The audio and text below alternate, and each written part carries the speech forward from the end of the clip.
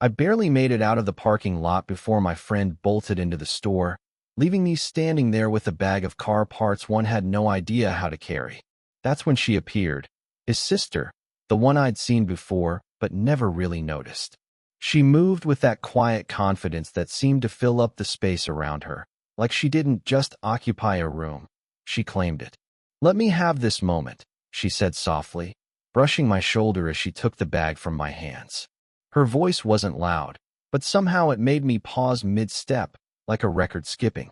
I wanted to say something clever, or at least acknowledge her, but all I could manage was a nod.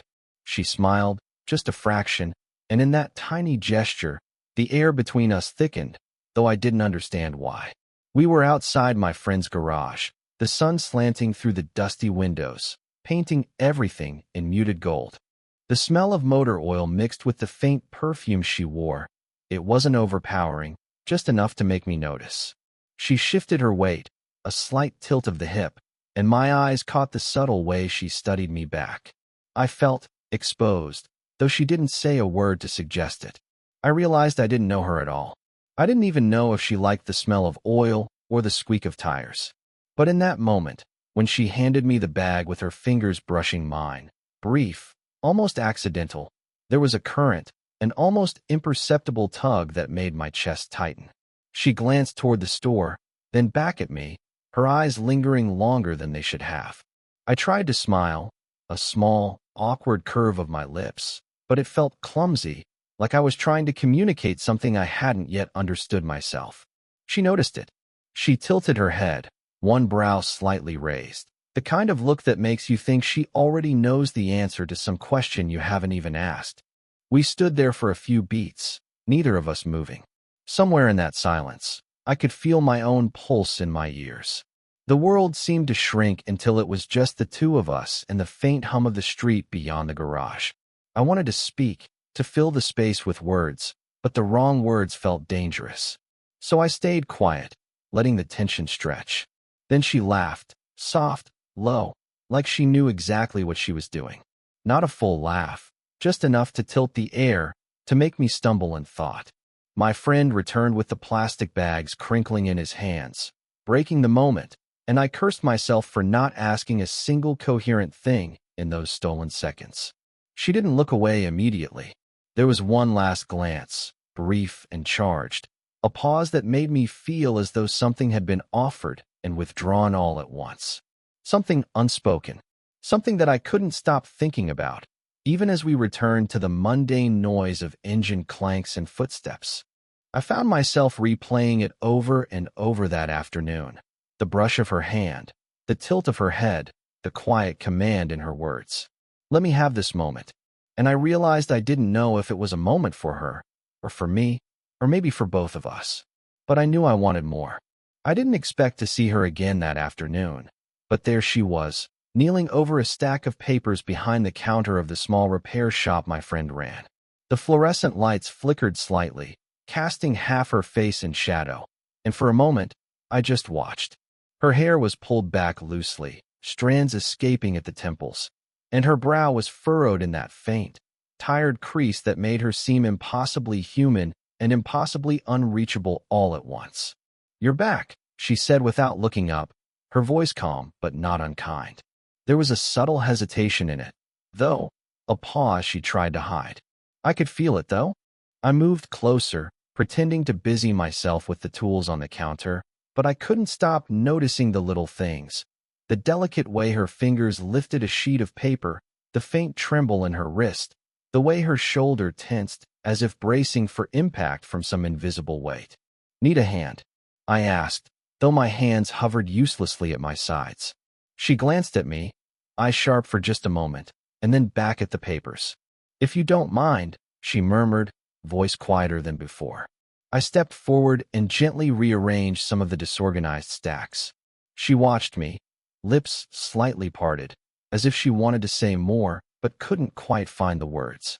There was an odd intimacy in the silence that followed. I realized I could hear the faint scrape of her pen as she made notes, the soft click of the paper edges shifting. And then, unexpectedly, she exhaled sharply, the sound almost like relief. I looked up. She was sitting back slightly, hands resting loosely on her knees, and for a moment her eyes met mine. Vulnerability flashed there, quick, fleeting, but it was enough to make my chest tighten. I wanted to say something, anything to acknowledge it, but the words lodged in my throat. Instead, I just moved closer, arranging a stack of parts without purpose, watching her. Her laugh came suddenly, soft and unpracticed, like it belonged more to herself than anyone else. It made me pause mid-motion. It was warm but sad, like she was laughing through exhaustion, through frustration, through some private regret I would never know. You always notice these little things, don't you? She said quietly, half to herself, half to me. I shrugged, though I didn't look away. Her gaze lingered on my face longer than it should have, and I could feel the quiet pull between us, the forbidden energy in the air that both drew and warned me. She was guarded, yes, but there was a tension in the way she held herself that hinted at unspoken fatigue, at tiny fractures beneath her polished exterior. I wanted to reach out, to brush the stray hair from her temple, but instead I let my hand hover near the papers. I realized I was waiting for her to permit some small closeness, some acknowledgement of the strange thread that had formed between us in just a few stolen moments. Then, she looked up again, full on this time, eyes meeting mine for longer than a heartbeat. And in that shared glance, electric and quiet at once, the world outside the shop fell away. It was just her, me, and the small, dangerous space between us. A place where hesitation and desire hung together, fragile but undeniable. And I couldn't stop thinking about the way she let me be near, even if only for a second.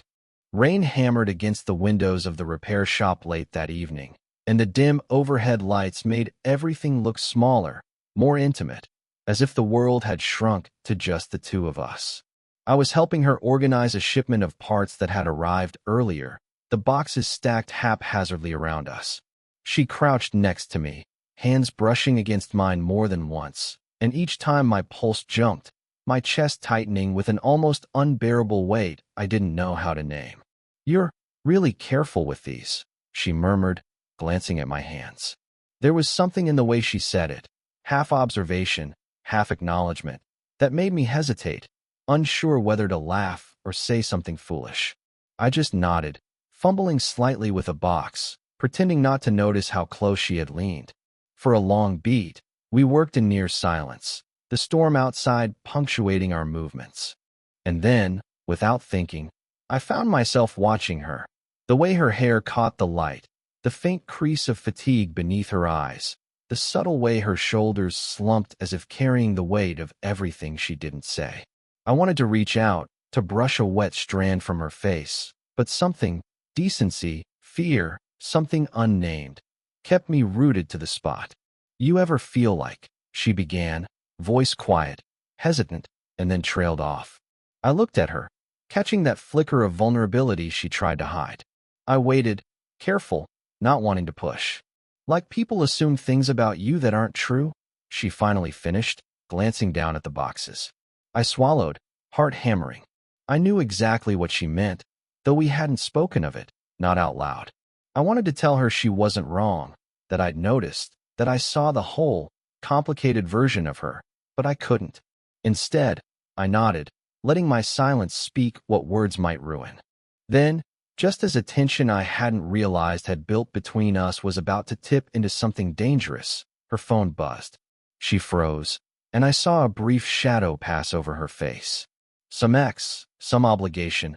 I didn't need to know which, but it was enough to pull her attention away, enough to shatter the fragile bubble we'd been floating in. I forced myself to step back, to arrange the boxes on the other side, pretending not to notice how close we had been, how warm her presence was in the small, dimly lit room. But my mind raced.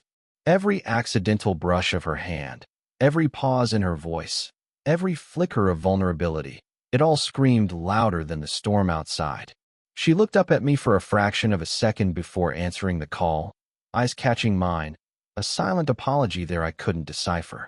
I wanted to close the distance, to hold her hand, to press my lips to her temple even for a heartbeat, but instead, I stayed put, rooted, watching her retreat into the voice on the other end of the line. The room felt emptier immediately, though nothing had changed but her attention.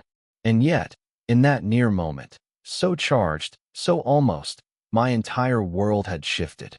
I could still feel the ghost of her presence beside me, the warmth of what almost happened, and I couldn't shake the tension from my chest. Later, when the rain slowed to a drizzle and she finally hung up, our hands brushed again as we reached for the same box. Just for a second, but long enough. Long enough for me to remember how close we had been, and how impossibly far we still were. We were sitting on the edge of the old hotel rooftop, the city lights stretching beneath us, jagged and distant. I hadn't realized how long we'd been quiet until I noticed her fingers tracing the rusted railing absent-mindedly. The air smelled of rain-soaked asphalt and something faintly sweet, maybe the perfume she always wore. Finally, she exhaled, a breath I could feel more than hear. "Do you ever wonder why we're doing this?" Her voice was low, uneven, as if she'd been holding the question inside for a long time. I turned to look at her, startled by the raw honesty in those words. The distance between us suddenly felt heavier, like the silence itself had a weight I hadn't noticed until now. I opened my mouth, then closed it. Everything I wanted to say felt inadequate. So I just nodded, letting her see that I understood without needing to speak. She studied me for a moment, eyes sharp and searching, and then looked away toward the city. The wind tugged at her hair, and she didn't move to tuck it back. She seemed fragile, but in a way that made her almost unbearable to watch. I wanted to reach for her hand, for some tangible connection, but the moment felt sacred in its own way. Touching it would ruin it. Maybe I would ruin it. "I don't know," she said finally, voice cracking just a little. "I don't know what this is, or if it's okay, or even real." She paused, biting her lower lip, then turned her face toward me, eyes glossy, searching for an answer I couldn't give. I felt my chest tighten. All the tension that had built over weeks, the glances, the near misses, the quiet pulses of energy between us, was concentrated in this one fragile confession. I wanted to say it's real. I feel it too. But the words felt like they'd shatter her, or me, or both. So I stayed silent. Let the stillness speak instead. Let the city noise fade. Let the distant cars and raindrops on the pavement be the soundtrack to the storm that had settled between us. She leaned back against the railing, knees drawn up, fingers tightening around them. "I don't want to hurt anyone," she whispered, almost to herself. "I don't even know if I can stop myself from wanting too much." I could see her vulnerability laid bare, stripped of the confidence she usually carried like armor. My throat ached with words I couldn't say, and my hands twitched, hovering uselessly at my sides. The air between us was taut, alive, a wire stretched too tight. And then, almost impossibly soft, she said it, and the sound of it made the world still. "I wish I could just be allowed to feel this without all the guilt." Her eyes met mine again, and in them was a quiet plea, a desperation that had nothing to do with me, and yet it pulled at my entire being. For a long moment, I wanted to answer. I wanted to lean in, to reach out, to fix the impossible.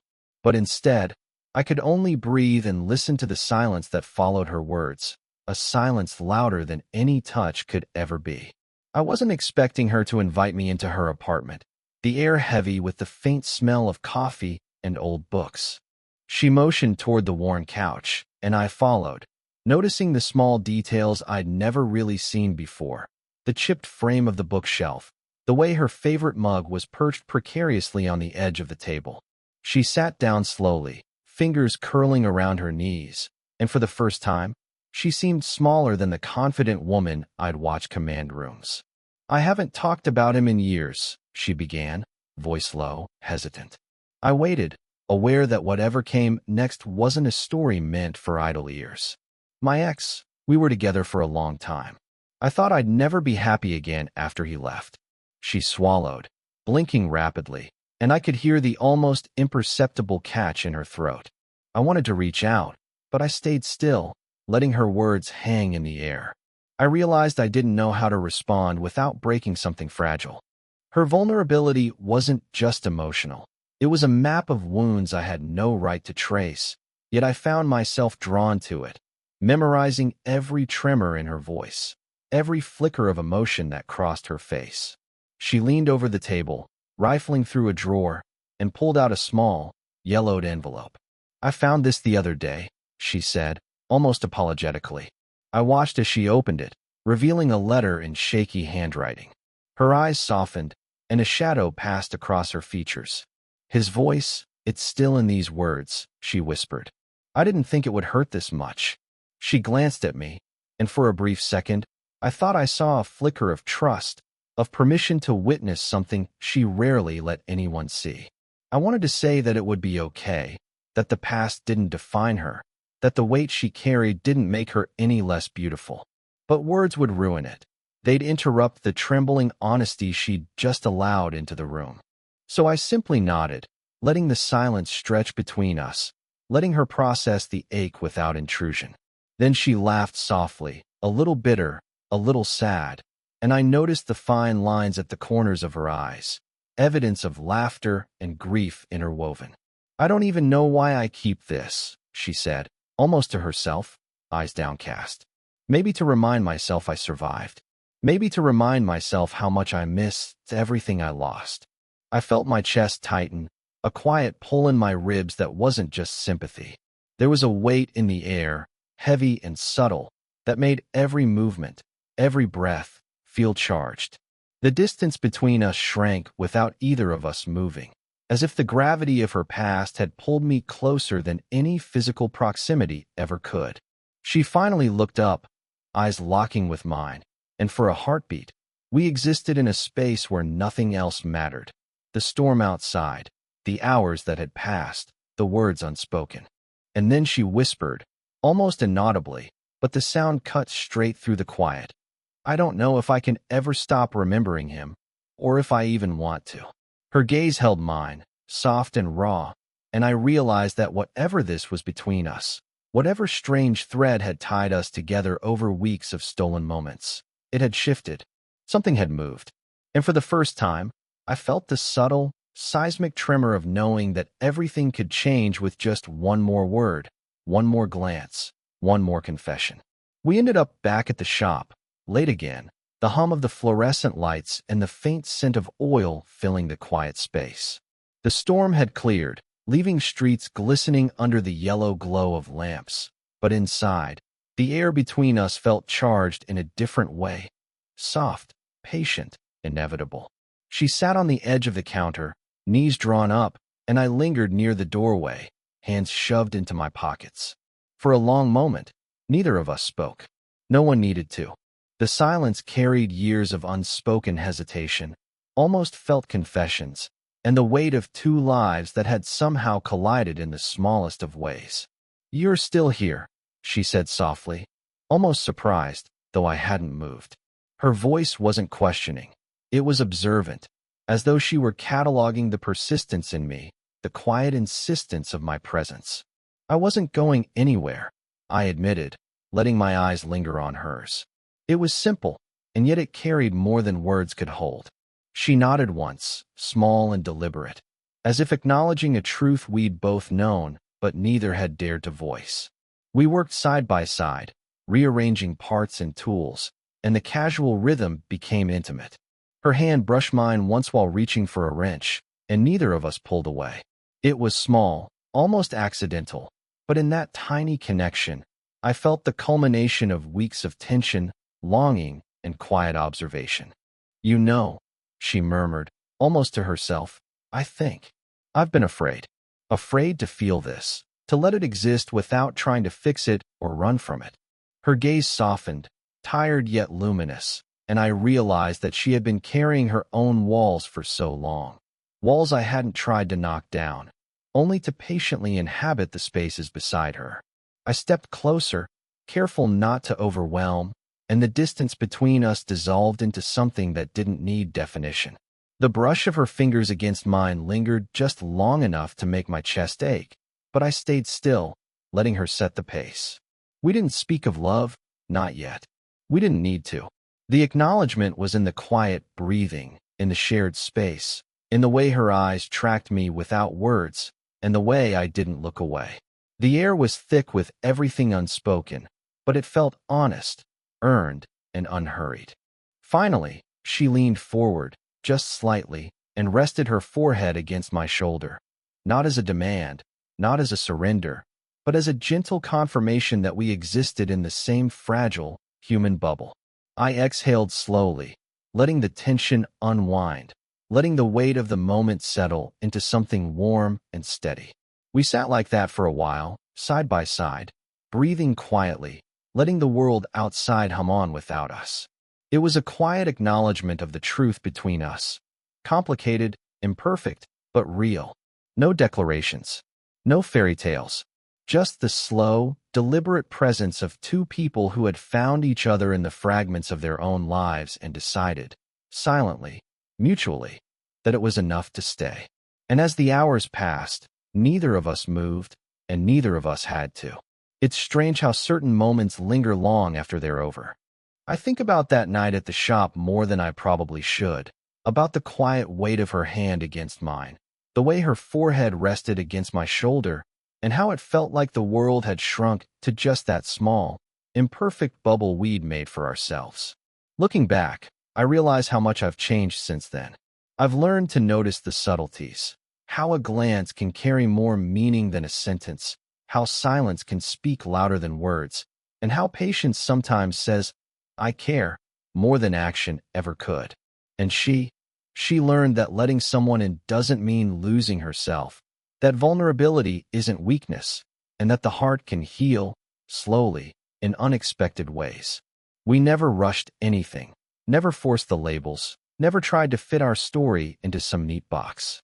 We simply existed together in those quiet moments, learning the rhythm of each other's presence, discovering that love can be gentle, messy, unspoken, and still entirely real. It was slow, and it was human, and that made it more profound than anything I could have imagined. Sometimes I catch myself smiling at the memory of her laugh, soft and fleeting, and I remember the weight of her past heartbreak, the fragility she carried, and the courage it took for her to let someone share the space beside her. I carry that with me now, not as a burden, but as a reminder that connection, when it's earned, is worth the patience, worth the quiet, worth every stolen second that feels like an eternity. She still moves through her life with that confidence, that subtle magnetism, and yet there's a softness now, a little room for someone else to exist without fear or shame. And me? I've grown in ways I didn't expect. I've learned to feel without rushing, to observe without judging, and to appreciate that some of the strongest bonds are the ones that arrive gently, imperceptibly, and insist on staying. Every time I think about her, I remember the moments we never labeled, the pauses we shared, and the small gestures that spoke volumes. And I realized that what we had wasn't perfect, but it was ours, honest, complicated, and utterly human. And maybe that's the point. Love doesn't need fireworks, confessions, or dramatic declarations to exist. Sometimes it's just a hand brushing against yours, a quiet look, a shared space where everything unspoken is understood. If this story made you feel something, let me know in the comments. Would you want more stories like this?